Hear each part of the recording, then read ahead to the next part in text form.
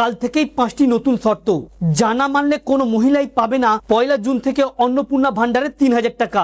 যদি আপনার বাড়ির মহিলার বয়স 25 থেকে 60 বছরের মধ্যে হয়ে থাকে, যদি লক্ষ্মীর ভান্ডার পেয়ে থাকতো আর আপনিও যদি চান আগামী 1 জুন থেকে তারা পাক অন্নপূর্ণা ভান্ডারে 3000 টাকা, তাহলে আপনাকে এই 5টি শর্ত মানতেই হবে। এই 5টি শর্তের কোনো একটি শর্ত যদি আপনি না মানেন তাহলে কিন্তু অন্নপূর্ণা ভান্ডার থেকে টাকা পাবেন না। আর আজকে মূলত থাকবে কোন 5টি শর্তের কথা বলা হয়েছে, কারা কারা পাবে, কি কি শর্ত রয়েছে, এটা নিয়ে বিস্তারিত আলোচনা। অতি স্বল্পক্ষণের ভিডিও, মোটো স্কিপ না করে শেষ পর্যন্ত দেখবেন। আলোচনা শুরু করার পূর্বে আপনাদের কাছে একটা রিকোয়েস্ট, ভিডিওটিকে অবশ্যই একটি লাইক করে জনস্বার্থে প্রচুর শেয়ার করবেন, যাতে অন্য একটা মহিলা জানতে অনেকটাই সুবিধা হয়। চলুন দেখে নেওয়া যাক বিস্তারিত। তো ফ্রেন্ডস, বিজেপি সরকার ক্ষমতায় বসে জানিয়ে দিয়েছে যে রাজ্যের কোনো পুরনো প্রকল্প যেগুলো চলছে সেগুলো বন্ধ হবে না, বরং নাম বদলে দেওয়া হবে। যার মধ্যে রাজ্যে বহু প্রচলিত বা ব্যাপক সাড়া ফেলেছিল তৃণমূল সরকার লক্ষ্মীর ভান্ডার প্রকল্প।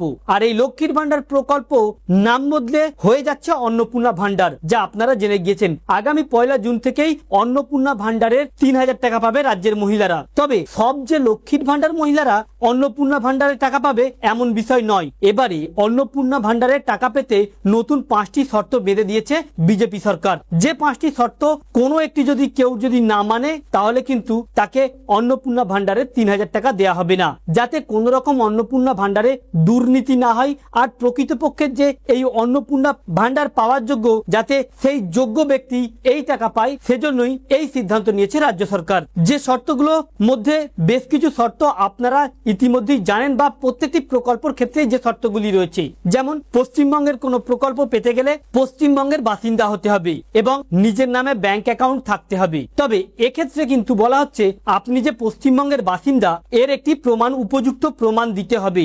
আর এই প্রমাণটি হবে আপনার 2026 সালের ভোটার লিস্টে নাম থাকতে হবে। যাদের 2026 সালের ভোটার লিস্টে নাম থাকবে না তারা কিন্তু অন্নপূর্ণা ভান্ডার থেকে টাকা পাবে না।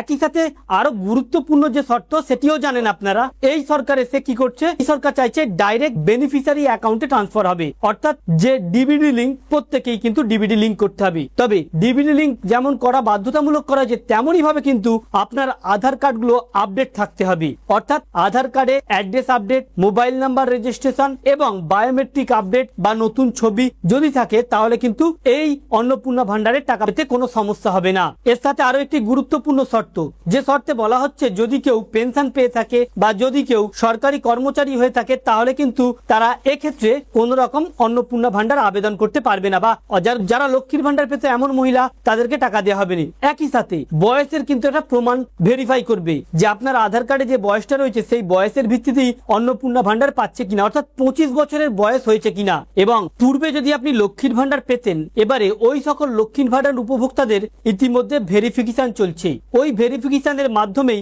অন্নপূর্ণা ভান্ডারে যদি এই শর্তগুলো তার মধ্যে বজায় থাকে, তবেই কিন্তু অন্নপূর্ণা ভান্ডারে 1 জুন থেকে টাকা পাবে। আর যারা এখনো পর্যন্ত কোনোদিন লক্ষ্মীর ভান্ডারের টাকা পেত না, আবেদন করেছিল, তাদেরকে নতুন করে আবেদনের সুযোগ দেওয়া হচ্ছে অন্নপূর্ণা ভান্ডারে। তো ফ্রেন্ডস, এটাই ছিল অন্নপূর্ণা ভান্ডারের বেশ কয়েকটি মূল শর্ত।